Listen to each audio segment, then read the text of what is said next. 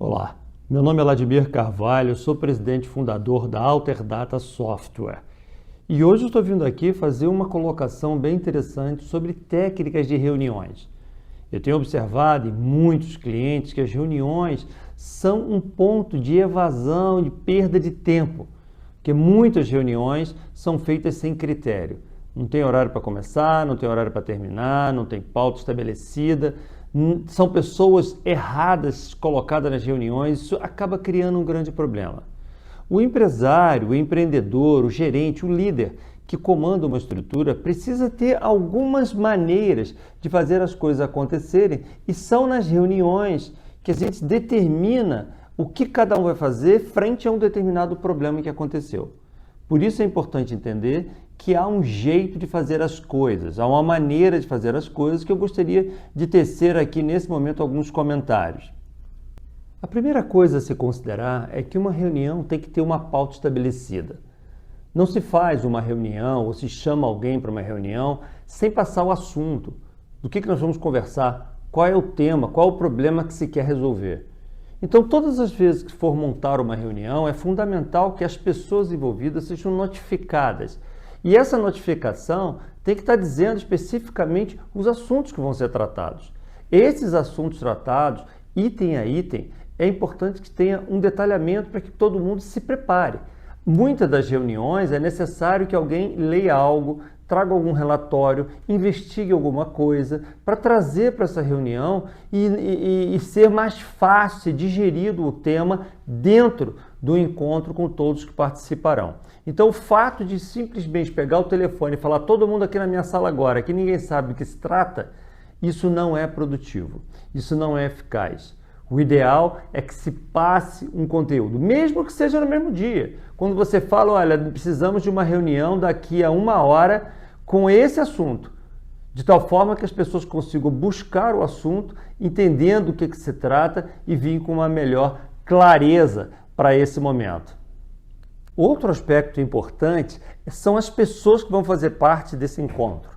Muitas das reuniões que eu percebo em clientes se colocam pessoas na reunião que não se resolve nada, pessoas que não têm competência para resolver aquele determinado assunto, não conhecem do tema. É muito importante que na hora que se estabeleceu o motivo pelo qual a reunião vai existir, você selecione as pessoas que realmente são agregadoras de valor. E quem naturalmente são essas pessoas? Muitas das vezes é uma diretoria daquela determinada área, mas não necessariamente é o diretor que conhece o tema a fundo. Então você precisa ter alguém do operacional, alguém que vive aquela coisa no dia a dia e possa agregar valor dizendo, olha, eu não percebo isso na prática. Eu não vejo os clientes sendo atendidos assim, eu não vejo os colaboradores resolvendo os problemas dessa maneira. Quando você começa a colocar alguém de alta decisão com alguém do operacional junto, fica mais fácil se estabelecer os padrões. Procure não colocar pessoas em excesso nessas reuniões, porque a quantidade de pessoas em excesso dificulta muito a conclusão de algo. Você tendo as pessoas chaves, as pessoas realmente que fazem a diferença, isso vai fazer com que a reunião seja produtiva de fato. Sem contar o fato que muitas das vezes você coloca pessoas na reunião que não decidem, ela fica simplesmente voando na reunião e parando de fazer aquela coisa que é importante na função que ele tem.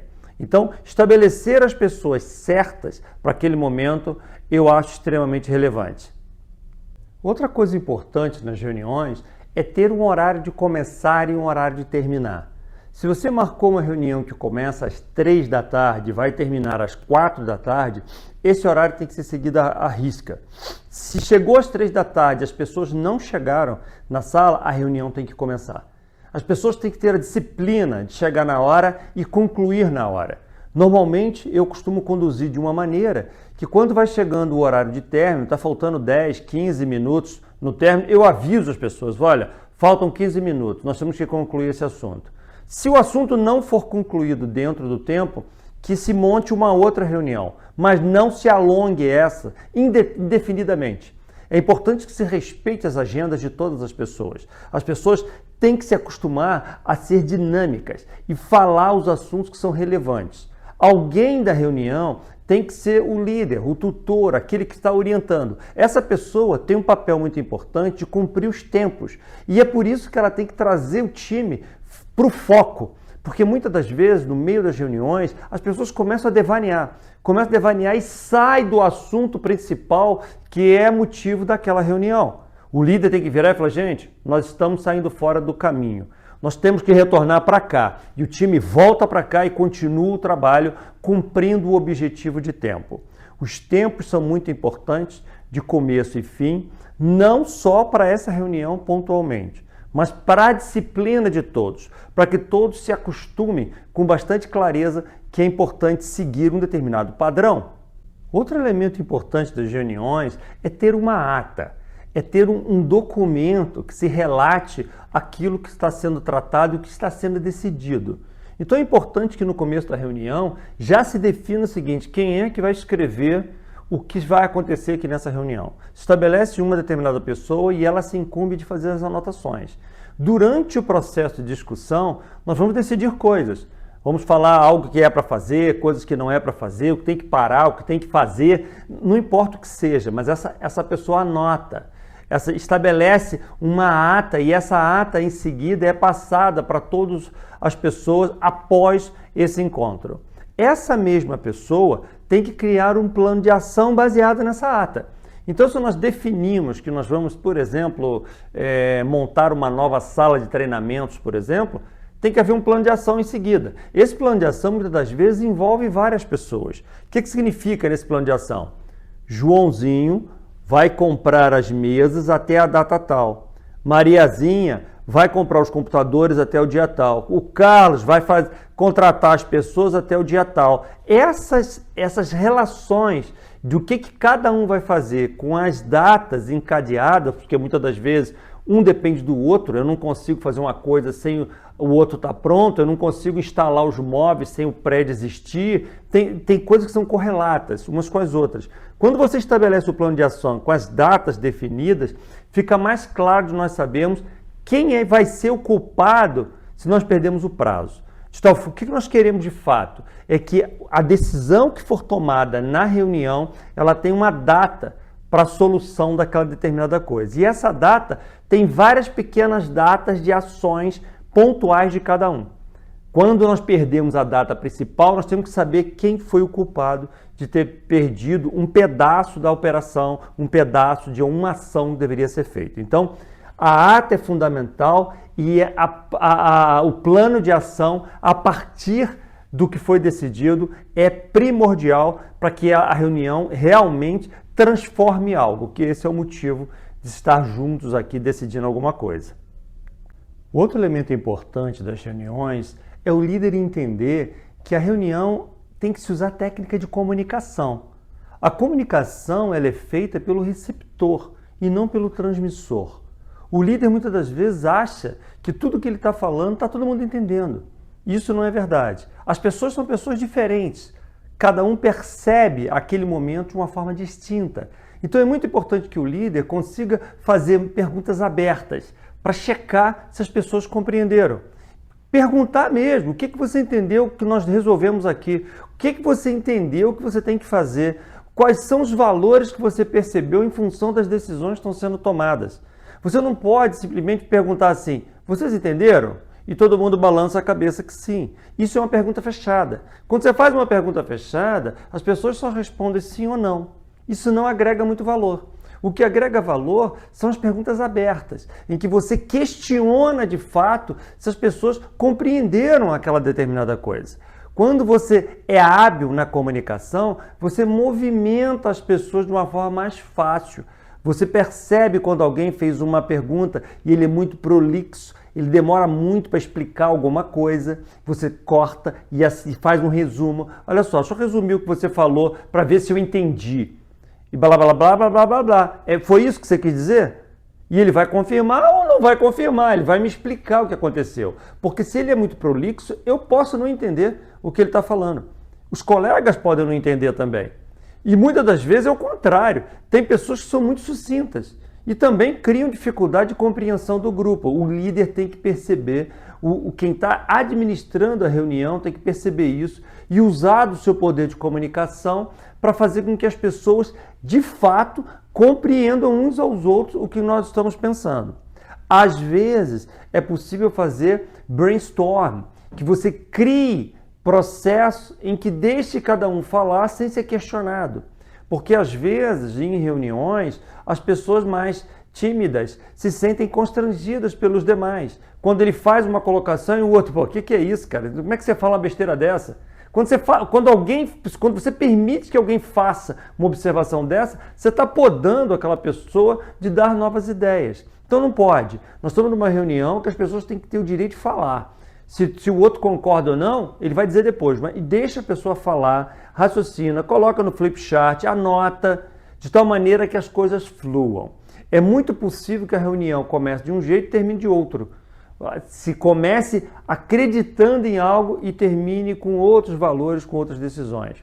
Mas lembre-se sempre, uma reunião é um processo de comunicação. Se não houver comunicação eficaz, os resultados da reunião não vão ser positivos. E para concluir, é importante que nós entendamos que o ambiente da reunião é muito importante. Uma boa mesa de reuniões, com cadeiras confortáveis para que todo mundo se sinta à vontade se a reunião se tornar longa. É importante que você tenha dentro desse ambiente locais para projeção, de tal forma que você consiga projetar algo sem as pessoas precisarem sair. Aqui no momento tem um gráfico aqui que muitas das vezes é usado para análise.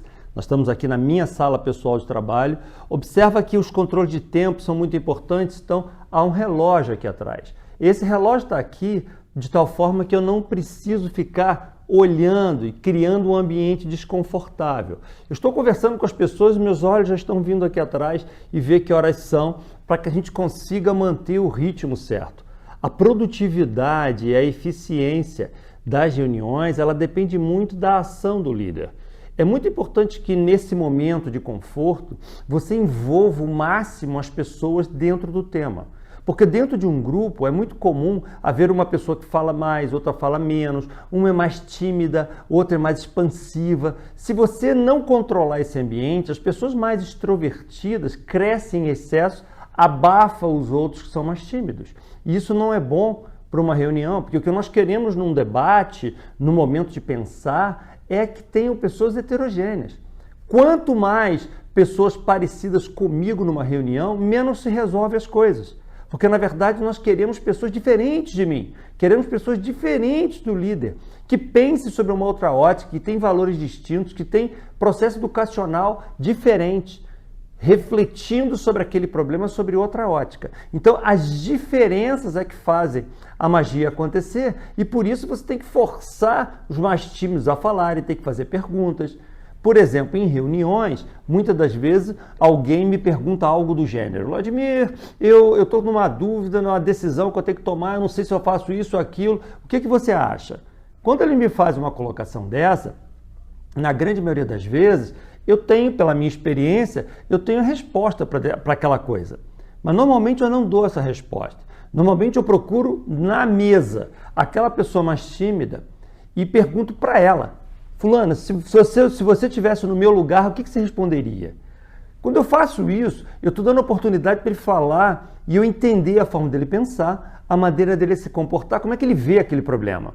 Se ele falou algo não exatamente como eu penso, eu passo a bola para o outro, viro para outra pessoa: Fulano, você concorda com ele? Você acrescenta alguma coisa ou você acha que a resposta seria outra? E essa outra pessoa faz a colocação dela. Quando a gente está criando esse debate, nós estamos fazendo algumas coisas interessantes. Primeiro, empoderando as pessoas, mostrando que ele tem voz ativa. Segundo, que nós estamos conhecendo melhor as pessoas pelo fato deles se comunicarem. Uma reunião não pode ser uma palestra. Uma reunião, para resolver coisas, ela tem que ser um debate. E por ser um debate, a posição do líder é essa que tem que provocar o time, para deixar as pessoas falarem mais à vontade. Quando você está num ambiente confortável, tem um café, tem estrutura para você debater, tem um flipchart para você anotar, tem papel para que todo mundo, de fato, faça suas anotações. as coisas começam a acontecer. Preparação da reunião, conteúdo da reunião e o pós-reunião. Tratando essas três vertentes, a gente de fato começa a compreender as reuniões que fazem sentido e as outras que não fazem sentido algum, só atrapalham o nosso tempo.